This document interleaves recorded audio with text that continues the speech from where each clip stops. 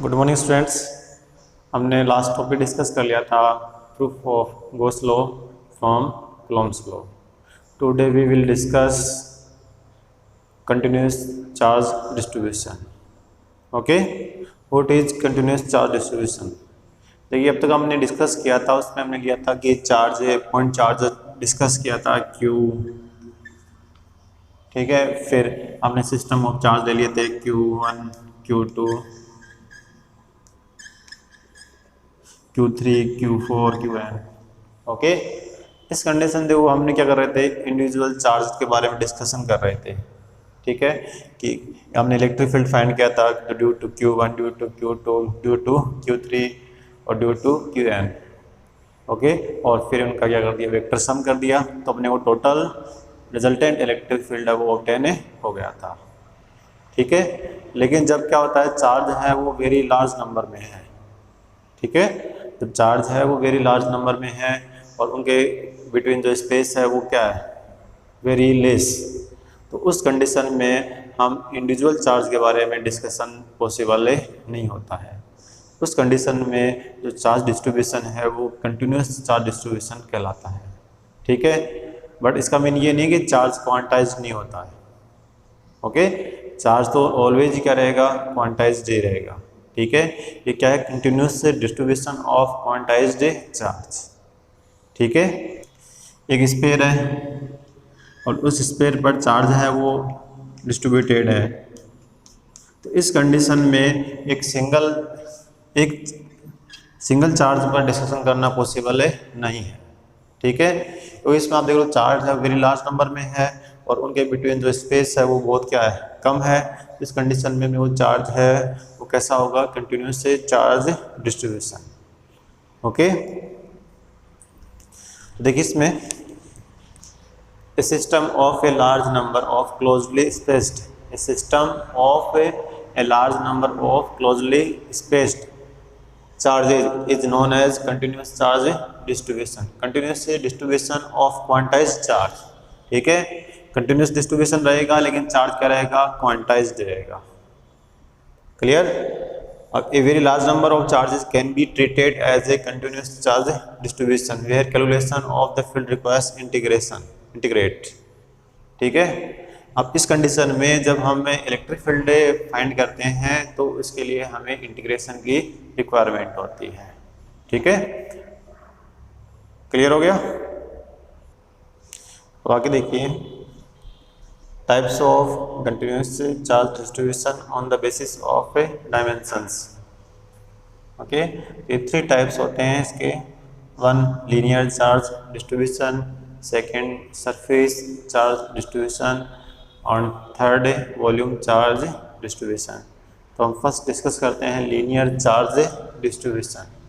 When linear charge distribution क्या होता है, देखिए, when charge is distributed along the length of the wire और सरकमफेरेंस ऑफ द रिंग, ठीक है। जैसे कोई वायर है और उस वायर के लेंथ के अलोंग चार्ज है वो डिस्ट्रीब्यूटेड है, तो वो होगा लीनियर चार्ज डिस्ट्रीब्यूशन। या ये रिंग है और इस रिंग पर चार्ज है यूनिफॉर्मली डिस्ट्रीब्यूटेड है, तो इस कंडीशन में ये जो हो जाएगा वो लीनियर चार्ज डिस्ट्रीब्यूशन, ठीक है। फिर इसमें एक टॉपिक और आता है लीनियर चार्ज डेंसिटी, मतलब लीनियर चार्ज डिस्ट्रीब्यूशन को हम लीनियर चार्ज डेंसिटी से भी डिफाइन करते हैं।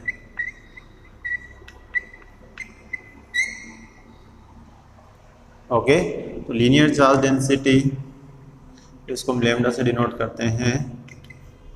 इसको हम इस तरह से डिफाइन करते हैं, amount of charge per unit length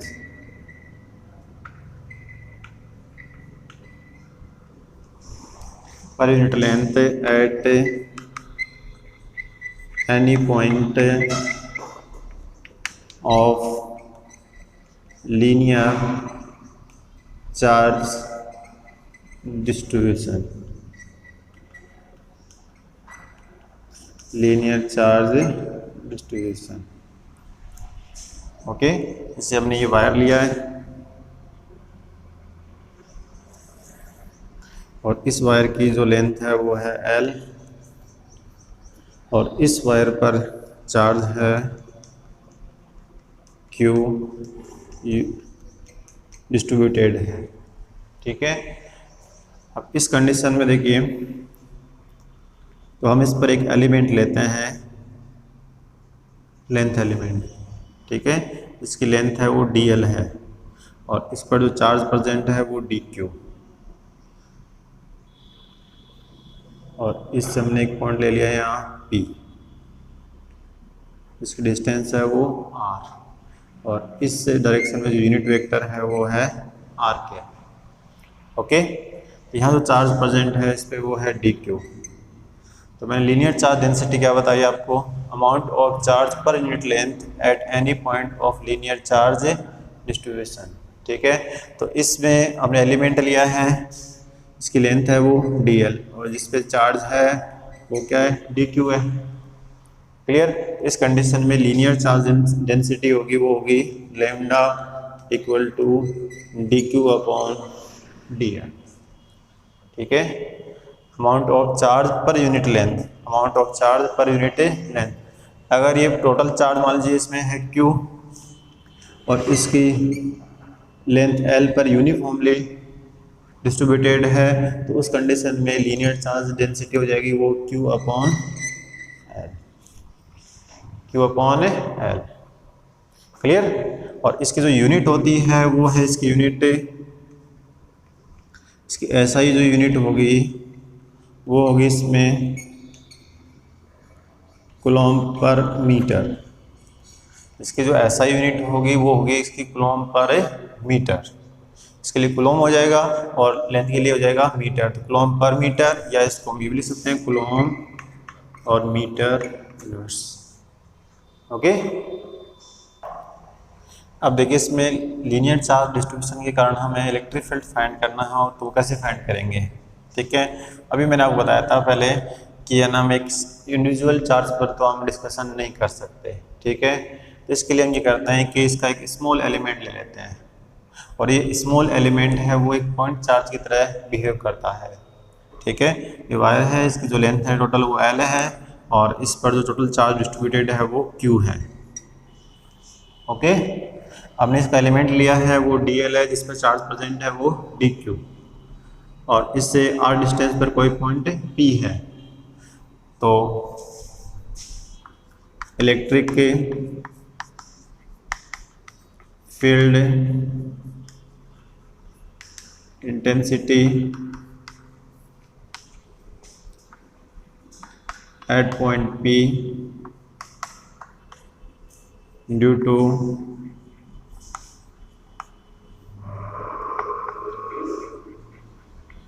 elemental charge dq। ये इलेक्ट्रिक फील्ड इंटेंसिटी जो फ्रॉम कूलॉम्स लॉ हम फाइंड करेंगे तो आ जाएगा 1/4 pi epsilon nought dq upon r square और इस डायरेक्शन में यूनिट वेक्टर है वो r कैप। ठीक है, r कैप है वो इस डायरेक्शन में यूनिट वेक्टर है। क्लियर, और आपको भी पता है इसमें कि dq equal to lambda dl, अभी बताया था मैंने आपको कि ये ना lambda equal to dq upon dl, तो dq equal to lambda dl, तो वैल्यू पुट कर देंगे, तो de equal to 1/4 pi epsilon nought lambda dl upon r square r के, इक्वेशन सेकेंड। और फिर electric field intensity at point P due to entire linear charge distribution. इसके लिए मैंने आपको कहा था, इसके लिए इसका क्या करेंगे, इंटीग्रेशन। क्या करेंगे, इंटीग्रेशन। तो ई इंटीग्रेशन कर देंगे इसका, तो आ जाएगा 1/4 pi epsilon nought lambda dl r square r cap और एल का मीन है कि लाइन इंटीग्रल, मतलब एक के लाइन के लिए क्या हुआ है, इंटीग्रेशन हुआ है। या इसको यूँ भी लिख सकते अपने, λ/4 पाई एप्सिलॉन नॉट, और यहाँ आ जाएगा अपने पास dl/r square r cap. Okay, तो ये आ जाएगा electric field due to linear charge distribution. Okay, next देखिए सरफेस चार्ज डिस्ट्रीब्यूशन। इसका मीन क्या है, when charge is uniformly distributed और the surface of two dimensional body like uniformly charged conductor and uniformly charged seat.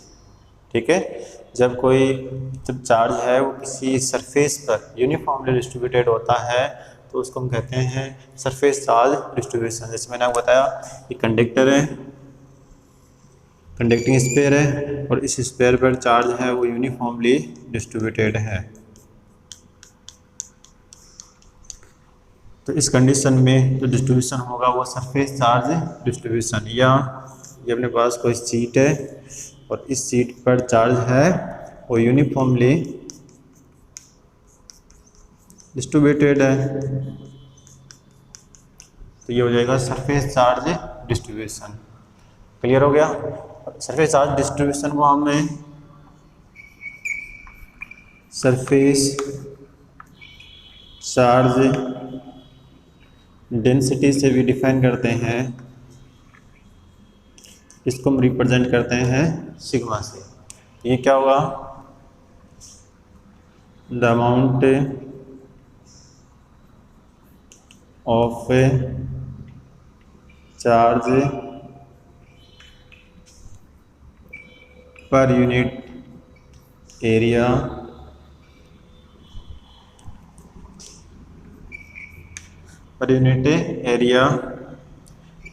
At any point of surface charge distribution.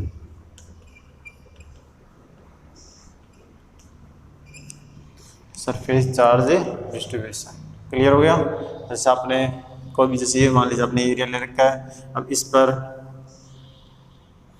हमने एक element ले लिया है इसका, ठीक है, इसका जो एरिया है वो कितना है ds, और इस पर चार्ज है वो dq, तो इसकी सरफेस चार्ज डेंसिटी हो जाएगी वो dq/ds।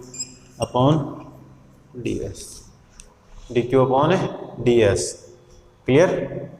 और अगर वो यूनिफॉर्मली कोई अपने पास एरिया है S और उस एरिया पर चार्ज Q है वो यूनिफॉर्मली डिस्ट्रीब्यूटेड है, वो अपना है Q, तो इस कंडीशन में जो डेंसिटी हो जाएगी वो हो जाएगी Q/S। क्लियर। और इसकी जो ऐसा यूनिट होगी वो होगी इसकी कूलॉम पर मीटर स्क्वायर, या कूलॉम m-2। क्लियर। अब नेक्स्ट देखिए, अब हमने सरफेस चार्ज डिस्ट्रीब्यूशन के कारण किसी पॉइंट पर इलेक्ट्रिक फील्ड फाइंड करना है, तो इसके लिए हम क्या करेंगे, इसके लिए यहाँ पर एक अपने सरफेस एलिमेंट या एरिया एलिमेंट लेंगे, वो एरिया एलिमेंट हमने ले लिया ds। इसके लिए हम क्या करेंगे, एक अपने पास एक सरफेस है जिसका एरिया है S और इस पर चार्ज है Q और यूनिफॉर्मली डिस्ट्रीब्यूटेड है। अब इसका हम एक एलिमेंटल एरिया लेंगे ds, इस पर चार्ज है dq। इस एलिमेंटल एरिया के कारण P पॉइंट पर इलेक्ट्रिक फील्ड इंटेंसिटी, तो electric field intensity at point P due to elemental charge dq। Electric field intensity हो जाएगी वो d E vector equal to 1/4 pi epsilon naught और d q upon are square और r cap. ठीक है, और since d Q equal to sigma D s, अभी बताया था आपको, सिग्मा इक्वल टू होता है d q upon d S, तो डी क्यू इक्वल टू, तो अपने पास आ जाएगा D E vector equal to 1/4 pi epsilon nought sigma D S upon are square R cap. Clear, equation second. और फिर आ जाएगा इसमें इलेक्ट्रिक फील्ड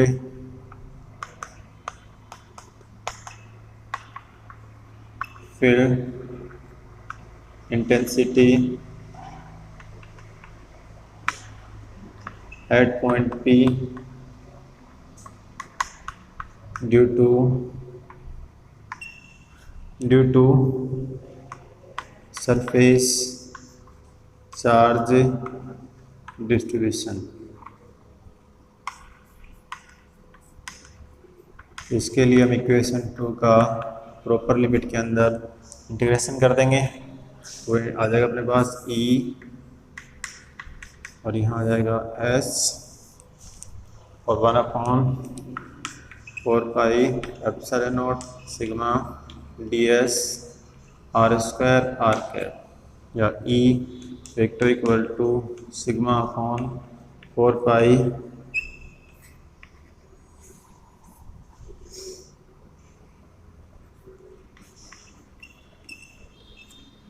ठीक है। तो यहाँ पर एस है वो किसको रिप्रेजेंट कर रहा है, सरफेस इंटीग्रल को। ठीक है, तो complete surface integration, surface distribution के कारण इलेक्ट्रिक फील्ड हो जाएगा। नेक्स्ट देखिए तीसरा प्रकार देखिए इसका, थर्ड टाइप देखिए volume charge distribution. When charge is uniformly distributed in volume of a three-dimensional body, then it is called volume charge distribution. Okay, when charge is uniformly distributed in volume of three-dimensional body, it is called volume charge distribution. For example, uniformly charged non-conducting sphere। ठीक है, conducting नहीं, conducting sphere में तो हम use करते हैं surface charge distribution. ठीक है, और नॉन कंडक्टिंग के केस में डिस्कस करते हैं अपने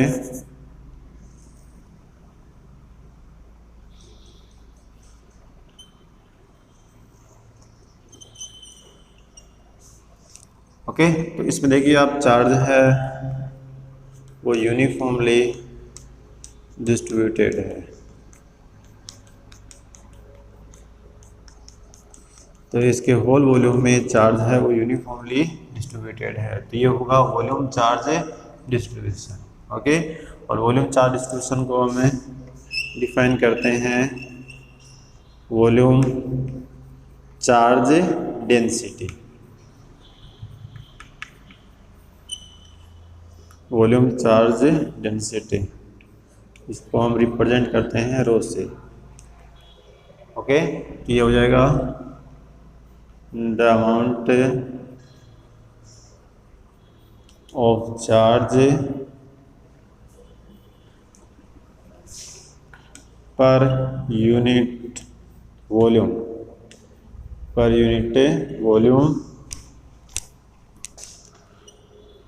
at any point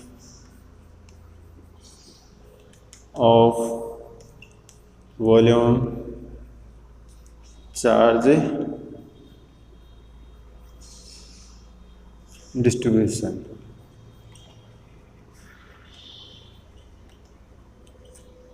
क्लियर, आपने इसका एक वॉल्यूम ये ले लिया, डीवीएस का वॉल्यूम, इसमें चार्ज इनक्लोज हुआ वो डी क्यू, तो इस कंडीशन में रो इक्वल टू आ जाएगा चार्ज अपॉन वॉल्यूम, तो चार्ज है डी क्यू और वॉल्यूम है dv।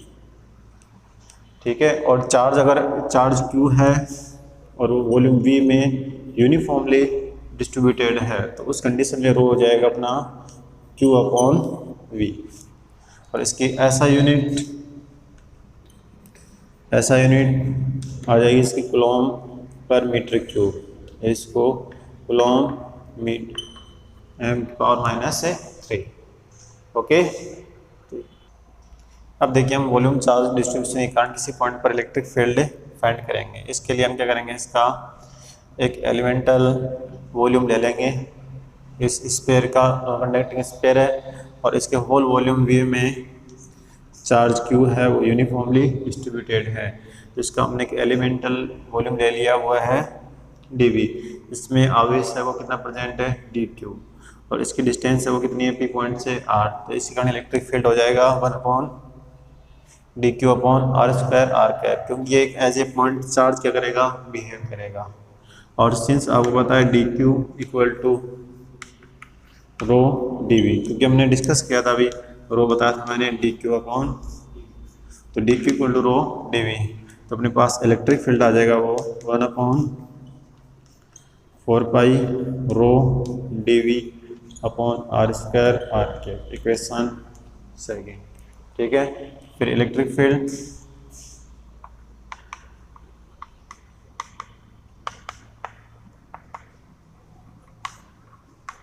Eight point P due to entire volume charge distribution.